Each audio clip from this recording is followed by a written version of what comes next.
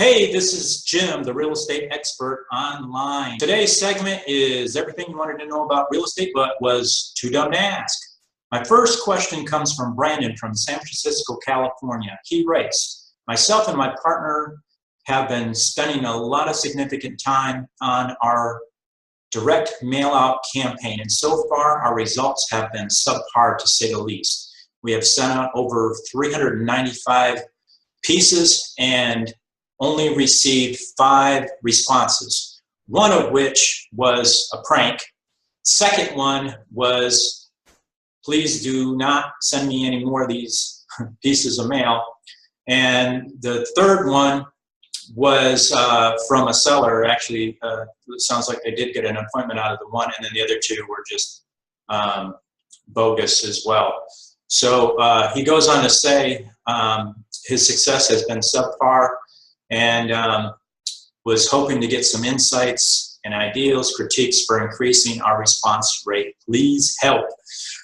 Great question, Brandon. A lot of people are out there doing prospecting by mail pieces still.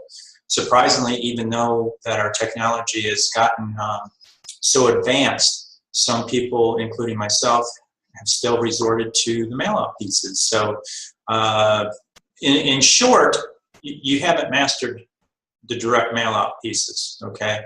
So the first thing is you want to make sure that you get the right targeted audience that you're sending these pieces out to. I don't know what your campaign is, if you're trying to get listings or you're an investor and you're trying to buy properties. So the message has to be clear and short and to the point. Second thing is you have to have a good list of people. If you're just throwing it out in what they call a farm area, just a blanket of a neighborhood, a grid, a lot of those folks, you don't even know if they even have a house that they own.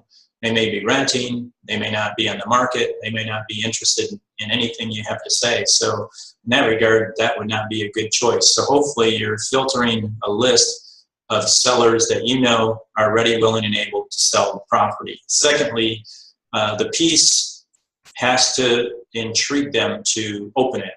It could be a letter, or what I like is a postcard, because postcards you don't have to open. But I do know some other secrets in getting sellers to open up a mail-out piece, and I'm more than happy to share that with you. You can feel free to reach out to me anytime, and I'll be more than happy to discuss some tricks of the trade. So thanks again, Brandon. Next question comes from Lisette. She's an investor out of Pflugerville, Texas. She writes, I'm new, and despite all the training and videos I've read and watched, I'm still finding myself in a dilemma. I purchased my first rental property from MLS, but it was at a discount in the area. They were selling them at $135,000. I negotiated mine down for $105,000 each. She bought both sides, and they were both rented already, but they did need some repairs. She doesn't go in to say how much repairs were needed. So it sat on the market for quite a while, and other investors passed on it. So she goes on to say that could be her first problem and mistake. It seems like they're clean and they pay on time, but one of the tenants' rent was way under market value and was paying only $11.95 a month. The other was a long-term tenant paying $13.50 a month, and he seems to be a hoarder, at least in the garage. And he relies on his Social Security to pay the rent. I'm not sure why that's irrelevant, but anyway, she finds out later that there was only a partial deposit made, so she argued disputing that to get that paid. Also, he wanted to go on a month-to-month, and she did so just to get through the summer months. She goes on to say that when she closed on the deal, she found out that he was 4 months behind, so she sent out notice threatening to evict if he didn't get everything caught up. He finally did, and everything seemed to be fine. And then she goes on to say that the other tenant wanted a month-to-month as well. She decided no. She was putting her foot down and making sure that they did an annual lease, and she gave them notice of the fact that they would have to enter into an annual lease and not a month-to-month. They both refused, and now she's given them notice to vacate in the next 15 days. Now she's faced with vacancies on both sides, and she's not sure what to do. She went ahead and posted on Zillow and some other marketing websites like HotPads, Trulia. Now she's thinking that she wants to owner finance it for 2 to 3 years when she sells it. How do I find these kind of buyers, and what can I really do? Any advice, please? Well, first of all, Lisette, I'm not sure why you would turn down monies, okay? You were getting monies and you were collecting them on time once you got them on track, and any duplex is going to have a high turnover rate anyway, regardless whether you have them on a month-to-month or an annual lease. So that's irrelevant. The key thing is to collect rents and collect them on time so you can get that positive cash flow. Now you got yourself in a dilemma. I personally would tuck my tail between my legs and basically apologize and go ahead and accept that month-to-month lease with them, get it in writing, and then you can go ahead and market it as an owner finance to somebody else, and hopefully you're getting some good positive cash flow. You didn't go into the depth of the repairs that were needed, and it sounded like you got a mediocre deal at best. I mean, if it was valued at 135 and you got it for 105, and then you got repairs on top of it, it's very mediocre at best. So that's my suggestion to you, and then market it. Hopefully you get some new investor that's green and just wants to get their feet wet with it and dump this thing and be done. Otherwise, just keep collecting the rents and collect whatever positive cash flow you can. So thanks for that. I hope it helps. And again, feel free to reach out to me direct. I'm more than happy to help you out. I'll have my contact information down below once this segment is over. So we got another one. Sergio from Portland, Oregon writes, I'm a graduate from Portland State. Now that school is over at the moment, I would love to get started in making some investment decisions for the future and passive income in the long run.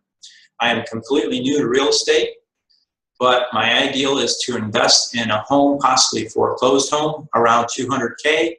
At the moment, I have $10K to put down and aiming to get a 3-bedroom, 2-bath and live in one side of the unit while I rent out the other.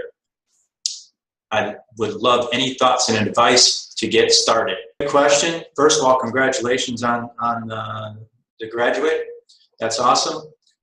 Secondly, the key thing is, it's good that you are looking for your future and looking for residual income. The first thing I would do is get plugged into somebody that you know and trust that's already doing the type of things that you want to do. The key thing is surround yourself by other successful people and emulate what they do. Also plug into some educational videos, training, real estate kits. We have an investment program that you can plug into, and there's a money-back guarantee. We offer free coaching, training. We hold you by the hand, one-on-one. Those are the type of training programs that you want to get locked into. So wish you luck, and if you get with the right people, you're going to be very successful in the real estate arena. So thanks again for that question. We got one more here. Area, an investor out of Orange County, California. I have a duplex investment property that I purchased on a 1031 tax-free exchange a few years ago, and since the property appreciated 50% and has a solid cash flow now, I am not sure whether to keep it and buy a second 1031 exchange, possibly in California or another state. I have my eye on an apartment building, 4-unit. Or do I do a cash out refi for the amount of the original down payment for as much as possible without going negative cash flow and also hedging price risk? The cash would just be sitting there and not being squandered. Any feedback, suggestions, or oversights would be greatly appreciated. The goal is more income and stable equity. So cash on the cash return is something I've been focused on. Area, great question. The quick answer is, I guess the real question is, you have to ask yourself, can you make a profit with the money that you generate on the property and get more cash flow than what you're getting currently? So that's a no-brainer. Go ahead and take that money and reinvest it. But if not, then I would just go ahead and hang on to that money and keep riding the wave, okay? If you fear that the property may be losing value down the road and you have that crystal ball that works, then yeah, I would go ahead and start making plans and start putting that money into another investment right away before the market dips. So yeah, hope that helps, folks. For checking in. Again, you can reach me at 770-374-0313. You can email me at jim@TheRealEstateExpert.Online, or you can find me at jimsakalis.com. Love to hear more comments and suggestions, and feel free to reach out to me. For now.